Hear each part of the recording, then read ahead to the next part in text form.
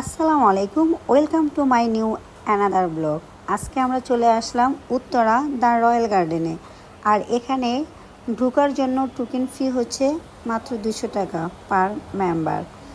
আর এখানে ঢুকেই হচ্ছে যা দেখলাম, মিউজিক চলতেছিল আর এখানে প্রচুর মানুষ ছিল। গাইস, আমি একটা কথা শুরুতেই তোমাদের বলতে চাই, আজকে তোমরা যদি কোথাও ঢাকা শহরে ঘুরতে আসো, অবশ্যই শুক্রবার ছাড়া বাকি দিনগুলো আসবা।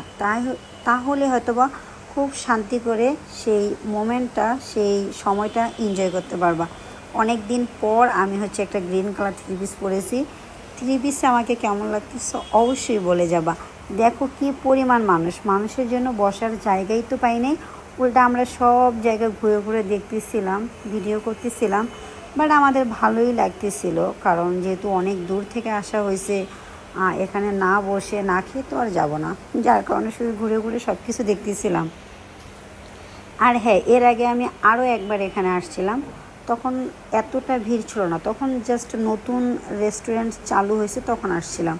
তো তখন আমার ছোট বোনকে নিয়ে আসছি। আর আজকে হচ্ছে আমরা 4 ভাই বোন সবাই মিলে আসছি, যার কারণে হচ্ছে একটু সময় লাগতেছে সব কিছু মিলিয়ে। আর একটা কথা বলে দিই, এখানে খাবারের মান খুবই বাজে ছিল। খাবারের মান একটুও ভালো ছিল না। প্রাইস তো ছিল ভালো মোটামুটি, বাট খাবারের মান ভালো ছিল না, যেটা আসলে আমার কাছে ভালো লাগেনি। তোমাদের কাছে কেমন লেগেছে অবশ্যই জেনে যাবা, মানে কমেন্ট করে জানাবা, কারণ তোমরা এখানে যারা আসছো তারা অবশ্যই বলতে পারবা। আর এখানকার ভিউটা আসলেই অসাধারণ ছিল, খুবই ভালো ছিল।